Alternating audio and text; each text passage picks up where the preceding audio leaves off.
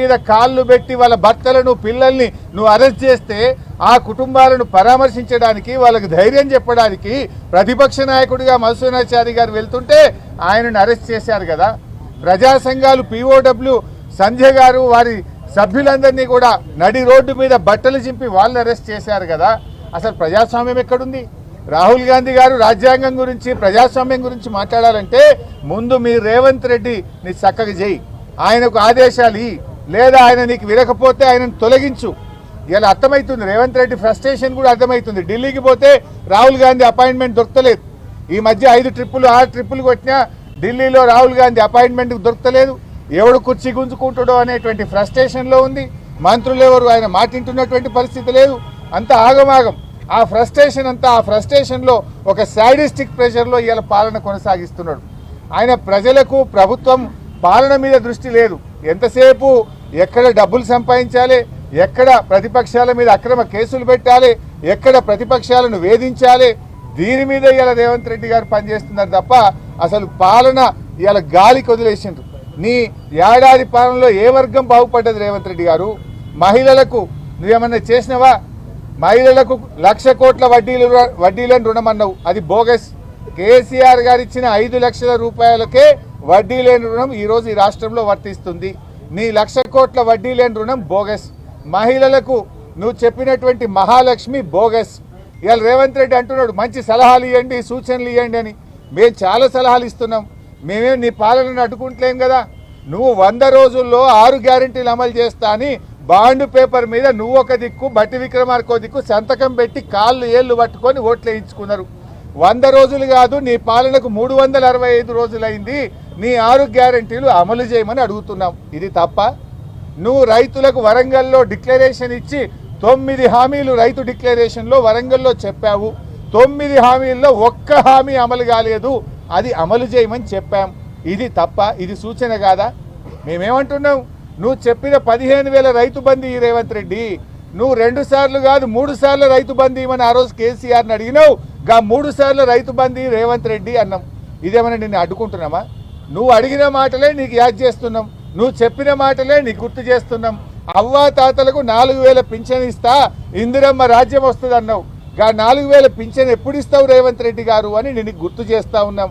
ఇది తప్ప? అరే మూసీలో పేదల ఇండ్లు కూలగొట్టకు, హైడ్రా పేరిట గరీబోళ్ళ ఇండ్లు కూలగొట్టకు రేవంత్ రెడ్డి అన్నాం. ఇది సూచన కాదా? మూసీ మీద అఖిలపక్షం బిలు, మేము వచ్చి మీకు సూచనలు ఇవ్వడానికి రెడీగా ఉన్నామని చెప్పినాం. అఖిలపక్షం పిలిచే ముఖం నీకు లేకపోయే, నువ్వు అఖిలపక్షం పిలవకపోతివి. ఇది సూచన కాదా? సూచనలు తీసుకునే సోయి నీకు లేదు, ఆ విజ్ఞత నీకు లేదు. ముఖ్యమంత్రిగా నువ్వు బిహేవ్ చేయడం లేదు. ఒక గల్లీ నాయకుడిలాగా, ఒక ముఠా నాయకుడిలాగా, ఒక ఫ్రాక్షనిస్ట్ లాగా, ఒక కక్షతో పగతో ప్రతిపక్షాల మీద నువ్వు వ్యవహరిస్తూ ఉన్నావు. కాంగ్రెస్ ఇలా ఏమైంది? చట్టం కాంగ్రెస్ పార్టీ చుట్టమైపోయింది రాష్ట్రంలో. చట్టాన్ని విచ్చలవిడిగా నీ యొక్క దానికోసం వాడుకుంటున్నావు. ఇవాళ మమ్మల్ని పోలీస్ స్టేషన్ తెచ్చినావు. ఇక్కడ బాధ కానిస్టేబుల్ కానీ ఇక్కడ అందరూ బాధపడుతున్నారు. ఏమంటున్నారు హోంగార్డులు? నేను అధికారంలో వస్తే 3 నెలల్లో హోంగార్డులను పర్మనెంట్ చేస్తా, రెగ్యులరైజ్ చేస్తా అన్నావు. సార్ हमारे तरफ पलट के भी नहीं देख रहा रेवंत रेड्डी. जब तो बोला 3 महीने में रेगुलराइज करते बोल के बोला, लेकिन हमारे तरफ पलट के भी नहीं देख रहा रेवंत रेड्डी అని హోంగార్డులు వాపోతా ఉన్నారు. మా కానిస్టేబుళ్లకు రావాల్సిన 4 సరెండర్ లీవ్ పైసలు పెండింగ్లో ఉన్నాయి. అంటే ఒక్కొక్క సరెండర్ లీవ్ అంటే 30,000 40,000 వస్తే పిల్లల ఫీజులు కట్టుకుంటాం సార్. ఎవరికి చెప్పుకోవాలని అర్థమైతలేదు. 4 సరెండర్ లీవులు పెండింగ్లు ఉన్నాయని మా కానిస్టేబుళ్లు బాధపడుతున్నారు. ఇవాళ పోలీసులకు రావాల్సిన టీఏ ట్రావెలింగ్ అలవెన్స్ కేసీఆర్ గారు 15 రోజులు ఇస్తే నువ్వు 7 రోజులకు తగ్గించినావు. ఆ టీఏ పైసలు కూడా 7 నెలల నుంచి టీఏ పైసలు వస్తలేవు సార్, మా కిస్తీలు కట్టుకోలేకపోతున్నాం, ఈఎంఐలు కట్టుకోలేకపోతున్నామని పోలీస్ కానిస్టేబుళ్లు, పోలీస్ సిబ్బంది బాధపడుతున్నారు. కేసీఆర్ గారు ఉండగా పోలీస్ స్టేషన్కు 75,000 రూపాయలు నెల నెల ఇచ్చిండు. స్టేషన్ అలవెన్స్ ఇస్తే నువ్వు వచ్చినాక స్టేషన్ అలవెన్స్ బంద్ అయింది. కాగితాలకు ప్రింటర్లకు కూడా గోస ఉన్నది. సీసీ కెమెరాలు పనిచేయకపోతే రిపేర్ చేసే దిక్కు లేదని పోలీసు వాళ్ళు బాధపడుతున్నారు. ఎవరిని ఉద్ధరించినావు నువ్వు? పోలీస్ స్టేషన్కి వస్తే కూడా ప్రజలు ప్రతిపక్షానికి బాధలు చెప్పుకునే పరిస్థితి వచ్చింది. రైతుల దగ్గరికి పోతే మద్దతు ధర లేదు, పత్తిని మద్దతు ధరకు కొనే దిక్కు లేదు.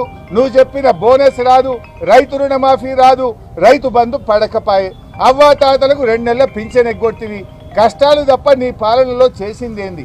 అసలు నువ్వు ఎప్పుడన్నా ఒక్కరోజన్నా శాసనసభలో మమ్మల్ని మాట్లాడించినావా? ఇవాళ ఒక మంచి సూచనలు ఇస్తామంటే వినే ఓపిక ఉన్నదా?